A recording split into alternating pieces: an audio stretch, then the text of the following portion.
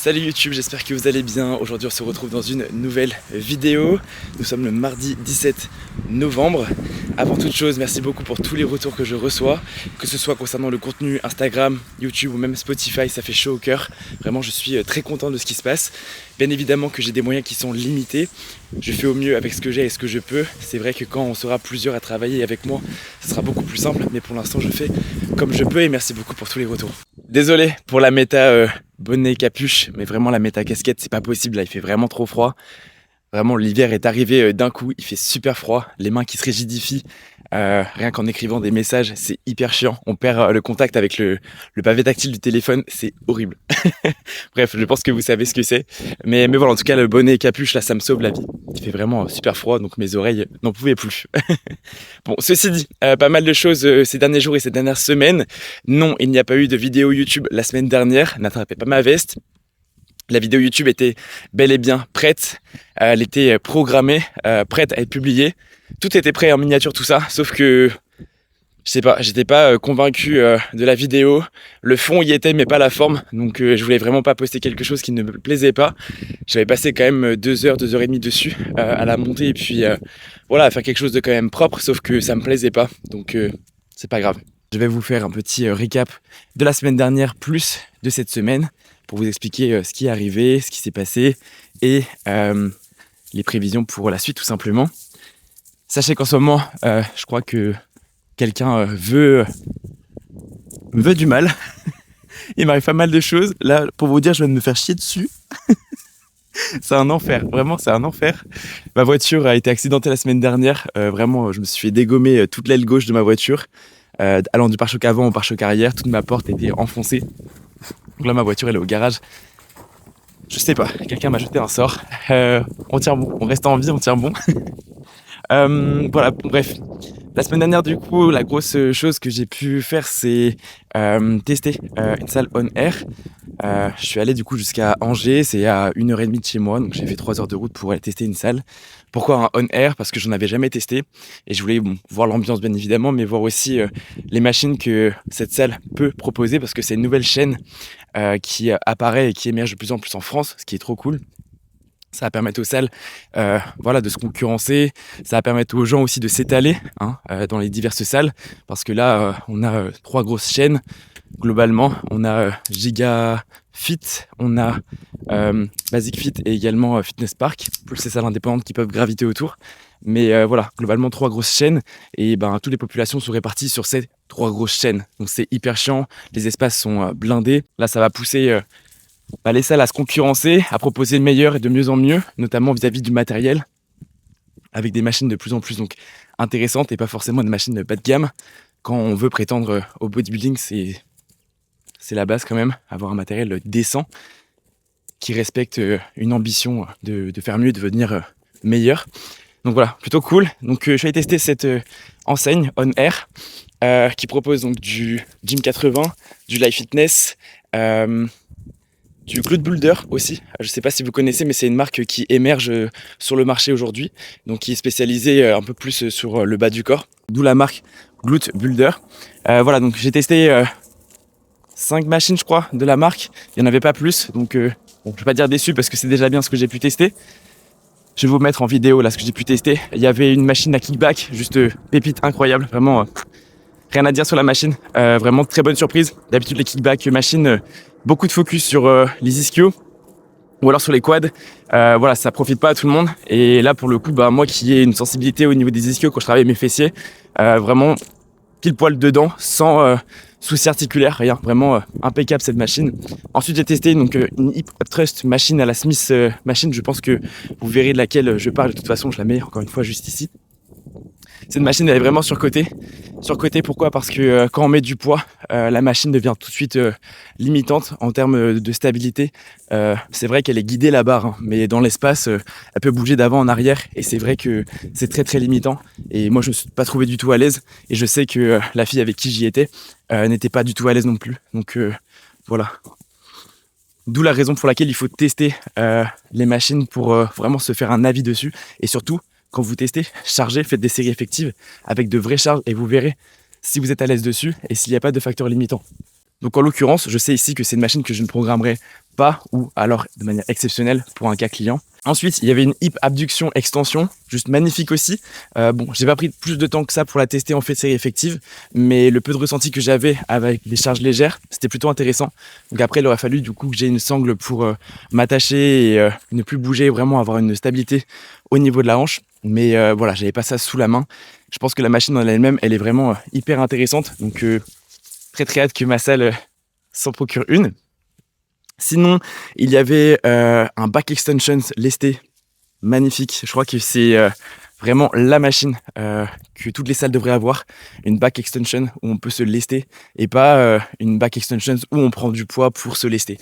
Vraiment, la machine était magnifique, elle était pépite, il y avait des réglages en veux-tu, en voilà. Très bien, vraiment, elle fait l'unanimité et je pense qu'elle ferait l'unanimité pour beaucoup de personnes, même pour des personnes comme moi qui sont à tendance ischio-dominant. Voilà. Sinon, il y avait quoi d'autre? Il y avait une espèce de Nordic Hamstrings Extensions pour les fessiers, encore une fois. Juste abominable, la machine à bannir. Voilà, il faut des machines bonnes et moins bonnes. Mais là, pour le coup, c'était, à mon sens, à mes yeux, une machine qui n'était pas à développer. Très déçu qu'il n'y ait pas la hip press pour tester donc, la trajectoire en fessier. Je sais que j'ai eu de très bons retours venant de passionnés qui sont dans mon cercle aujourd'hui, mais bon, il ne l'avait pas, donc assez dommage. Ça m'a permis aussi de retester pas mal de machines Life Fitness, des machines Gym 80 aussi que je n'ai pas pu tester auparavant. Voilà, donc j'ai pu me positionner. Donc le but de ce déplacement, c'était bien évidemment de tester, d'expérimenter pour déduire quelle machine est plus avantageuse par rapport à une autre. Pourquoi programmer pour un client une Gym 80 plutôt qu'une Life Fitness, ou pourquoi une Glute Builder plutôt qu'une Gym 80, etc., etc. Parce que voilà, programmer des machines c'est facile, mais juste savoir ce que le client aura sous la main et pourquoi il va pas être à l'aise ou pourquoi il serait plus à l'aise sur celle-ci plutôt qu'une autre, c'est la base. Donc voilà, lier le confort à la productivité. Donc moi j'ai fait le déplacement, j'ai pu en même temps m'entraîner dans cette salle. Bien évidemment que tenir mes standards dans cette salle a été difficile étant donné que les tensions, le matériel était différent, donc j'ai fait au mieux pour tenir mon volume et cibler chaque groupe musculaire comme il devrait être ciblé dans la séance souhaitée, à savoir que c'était une séance density. Donc j'avais pas mal d'exercices pour la chaîne post à réaliser avec un petit rappel épaule en début de séance. Ça s'est très bien passé. Maintenant, vous dire que j'ai performé par rapport à la semaine passée, c'est impossible étant donné que mes standards étaient différents. Les courbes de résistance, les machines, les tensions, bref, vous connaissez. Le but en déplacement, c'est de tirer un maximum de profit du déplacement. Ok, et ensuite voilà, vous faites de votre mieux pour tenir votre plan. Si vous mettez une bonne intensité, vous ne pouvez pas dire que vous ne vous êtes pas battu pour progresser en soi dans la théorie. Ok. Ensuite, j'ai donc été accidenté, ce qui m'a pas mal remué, mais bon, en soi, pas de dommages physiques, c'est plus la voiture. Sur le plan financier, bon, c'est pas moi qui suis en tort, donc j'ai envie de vous dire que pas de charge mentale liée à ça, c'est juste quelque chose en plus à penser au quotidien, ce qui est assez chiant. Mais bon, là, la voiture, elle est en réparation, je la récupère la semaine prochaine, j'ai une voiture de prêt. Bon, ça, voilà, ça aurait pu être pire. Ensuite, il y a eu aussi donc, des ajustements dans ma programmation, à savoir que là, ça fait donc 4 semaines, que j'ai cette programmation. Je la teste, j'ai mis mes standards en place, j'ai vu ce qui allait pas, sur la récupération, sur le volume, sur les exercices. Est-ce que du coup les exercices étaient en eux-mêmes intéressants ou limitants dans le temps. J'ai vu que le hip thrust, vraiment, c'est un exercice qui me réussit plus. Un exercice plus frustrant qu'autre chose. On a décidé de switch le hip thrust à la machine par du kickback. Les exercices en soi se valent sur le papier, étant donné que c'est des exercices à forte tension de contraction si on ajuste bien les poulies sur le kickback. Maintenant, en termes de tension, voilà, le hip thrust, on peut charger beaucoup plus. Mais ça, c'est depuis que dans ma salle, on nous interdit du coup de faire du hip thrust à la Smith Machine. Avant, ça se passait trop bien, j'avais des sensations de zinzin.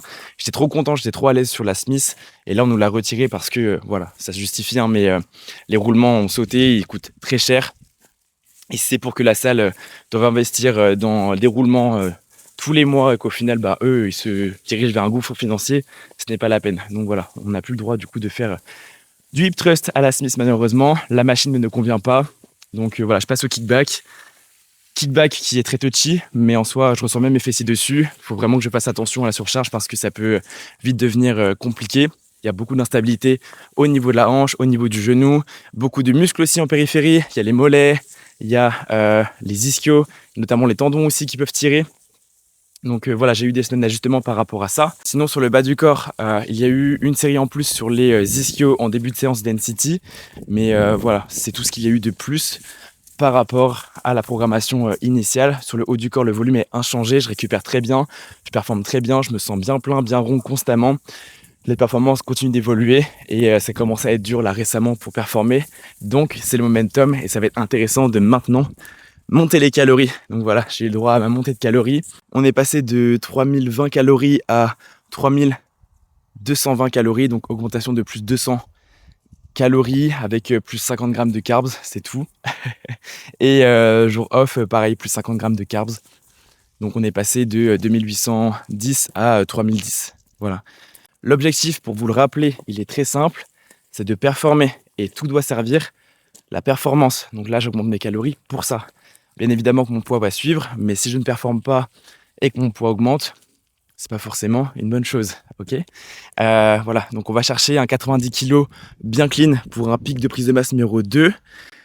Là récemment je suis content parce que même sans prendre de poids, donc 83 kg,5 en moyenne à la semaine, on m'a dit ah mais t'es parti en prise de masse, alors que non, pas du tout. J'ai juste pris mon temps en maintenance avec AG. On a maintenu mes calories, j'ai juste installé donc des standards solides avec ma programmation. Et là enfin on monte mes calories. Mais pour qu'on me dise que j'ai commencé ma prise de masse, c'est quand même bon signe vis-à-vis du look. Je reste vraiment propre, je reste plein, je suis content. Mes épaules qui tardent, c'est assez chiant. Mais bon voilà, maintenant il faut croire en ce process, rester patient, rester constant dans le temps, faire mieux, toujours mieux. Et ça ne pourra que bien se passer, on pourra prétendre à plus si on se donne plus, tout simplement. Si on revient sur ma stratégie alimentaire, j'étais donc en diète bel et bien stricte, sauf que là du coup on l'a changé un petit peu. Pourquoi ? Parce que voilà, une certaine lassitude s'installait. Donc à la base mes repas étaient ceux qu'ils étaient. Crème de riz, galette de riz, whey, bref j'avais pas mal de redondances qui étaient assez lassantes dans le temps. Donc j'ai préféré changer avant de vouloir voilà, faire un peu n'importe quoi. Bien que je ne l'aurais pas fait, mais bon, voilà, le but n'est pas de se faire du mal pour se faire du mal. Le but, c'est quand même de kiffer sa diète parce qu'on a la capacité aujourd'hui d'avoir une diète flexible. Alors pourquoi s'en priver ? On a des aliments... Regardez. Il aime trop ça. Je disais qu'on avait des aliments qui sont à notre disposition. À nous de les instrumentaliser pour qu'ils servent notre progression. C'est tout. Donc là, je vais retrouver de la patate douce, je vais retrouver des champignons, je vais retrouver du poisson. Je vais me faire des pancakes aussi maintenant. Petite pensée pour Luc avec sa recette de pancakes. Voilà, je vais essayer du coup de vraiment varier tout ça. C'est important pour lier le confort à la productivité. Ok ? Ne vous enfermez jamais dans une diète stricte qui ne vous convient pas. C'est hyper important que vous soyez en cut ou en prise de masse. C'est inutile, à part si vous êtes en prépa. Bon, courage à vous. Mais en période de off-saison ou de lifestyle, il n'y a aucun intérêt, vraiment, aucun. Pour ce qui est du coup de la supplémentation, là je vais reprendre du coup de la maltodextrine en intra-training pour servir mes performances. Ça va m'aider du coup à avoir des glucides disponibles pour performer, donc ça va être plutôt cool. Avant je l'avais enlevé parce qu'en contexte de mini-cut, on va avoir un maximum de calories solides pour gérer la faim. Je vais reprendre du magnésium aussi, on arrive en hiver, ça va être intéressant du coup de voir ce que ça peut m'apporter en termes du coup de récupération, de bien-être de manière générale, de concentration. J'ai repris aussi des oméga 3, créatine, et puis c'est tout. Voilà, stack minimum de départ. Pour l'hiver, on verra si je prends un complexe multivitaminé à l'avenir. Pareil pour les enzymes digestives, pour l'instant je ne ressens pas le besoin. Donc à voir ce que ça donne avec les calories qui vont peu à peu augmenter, tout simplement. Voilà, donc normalement j'ai tout condensé de ce qui s'est passé la semaine dernière plus cette semaine. Si je veux rajouter quelque chose sur le côté pro, bon, j'avais tendance à croire que fin d'année, ça serait plus calme en termes de demande de coaching parce que voilà, l'hiver arrive, il commence à faire froid, les gens se démotivent un petit peu. Et généralement, c'est toujours ça qui se passe. Voilà. Et au final, les demandes de coaching sont un peu calmes. Cette année, pas du tout. Pas du tout. Je suis pas mal sollicité en ce moment. En plus de ça, j'ai ouvert des séances gratuites pour mes clients, donc des séances gratuites de coaching en présentiel à RBC. Donc là, je suis full jusqu'à début décembre.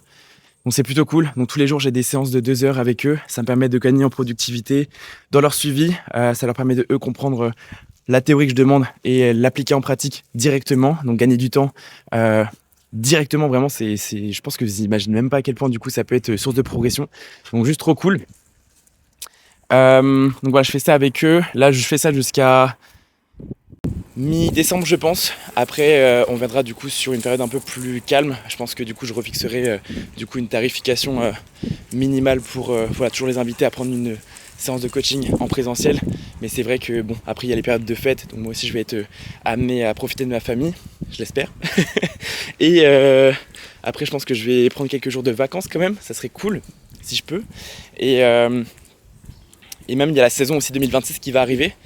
Donc ouais, saison 2026 avec la préparation de mes 5 athlètes. Donc il y a Joachim, il y a Timothy, Evan, Pauline et Enora. D'ailleurs Pauline et Enora qui ont fait le déplacement depuis Bordeaux jusqu'à Rennes pour faire des séances avec moi. Pauline qui s'est déplacée donc une semaine.